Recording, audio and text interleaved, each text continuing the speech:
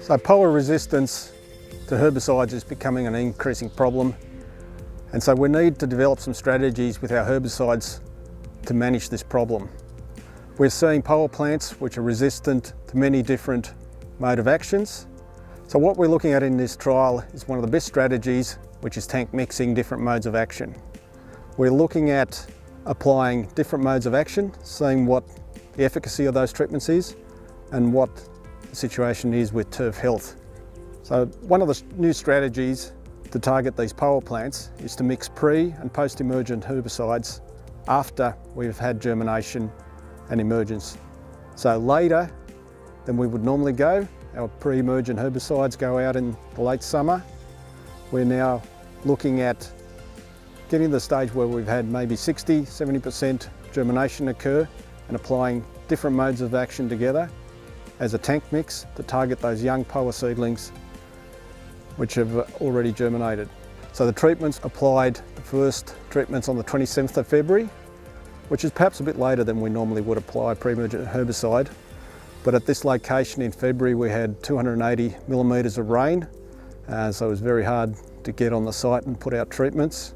And also February was very hot, many days over 35 degrees. We actually hit 45 degrees on one day, and overnight temperatures consistently in the high teens, in the low 20s. So very warm February as well as being wet. Then our second application date was 4 weeks later, so on the 27th of March.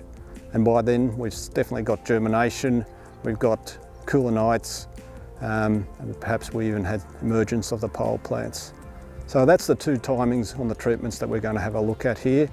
We're in southwest Sydney, and today it's early spring, so we're in early September, quite a while down the track, and it's a good time to have a look at the results from this trial.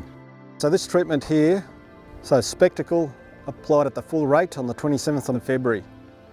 We can see this plot very clean of weeds. We've got some kikuyu there, but no wintergrass, no broadleaf weeds.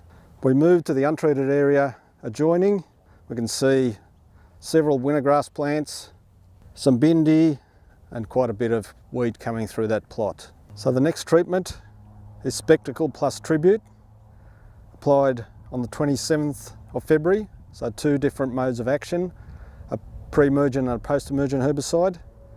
Relatively clean, we can see a Poa plant there, and in those divots there's a couple of weeds coming up, but relatively good control when you look at the adjoining untreated area. And we can see this time a lot of germination of Poa plants, broadleaf weeds there, some more bindi, some cotula, and quite a few weeds coming through there.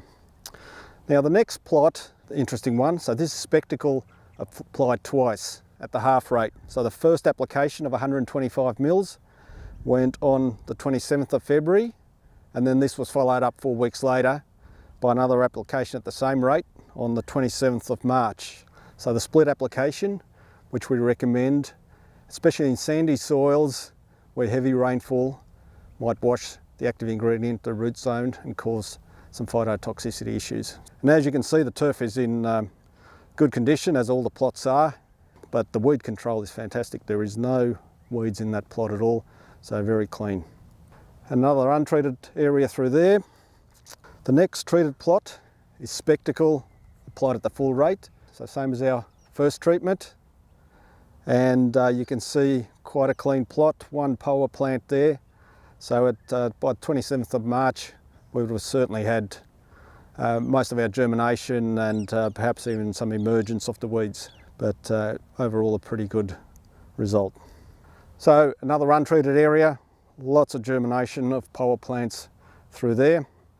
The next plot is a tank mix, is the Specticle plus Tribute again. So same as our second treatment, which was done on the 27th of February, this time done on the 27th of March, and very clean, no weeds in that plot at all. Untreated area, again, a lot of weeds coming through there. Next treatment is Specticle with propyzamide, so this time a Group D mode of action. So different groupings, so we've had Group B chemistry tank mix before, now we're with a Group D, which has got pre and post-emergent activity.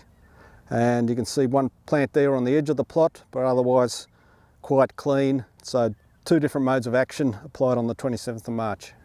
Untreated area with weeds again present. Our next plot is 2 pre-emergent herbicides applied together. So we have Specticle plus prodiamine, a Group D pre-emergent herbicide applied at the high rate on the label, and you can see very clean plot, no weeds present, a good result there. Untreated again, not as many weeds as at the start of the trial, but still quite a few Poa plants present here. This plot here is Specticle plus amicarbazone, so Group C mode of action.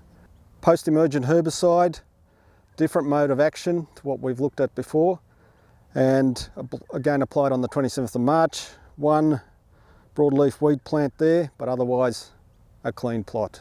Untreated area, we can see some weeds there, not as much as at the start of the trial.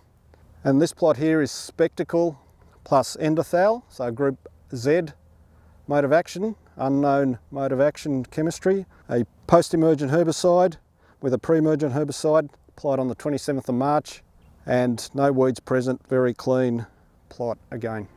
Tank mixing of different mode of action herbicide chemistry is a focus of recent global research and is likely to play a key role in the development of weed control strategies, particularly when dealing with weeds with high resistant risk such as Poa Annua.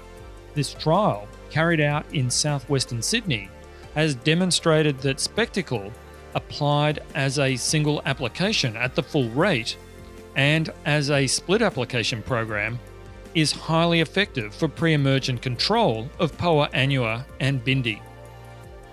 The use of various other pre- or post-emergent chemistry in a tank mix with Specticle also demonstrated excellent results and no adverse impact on turf health under the conditions of this trial.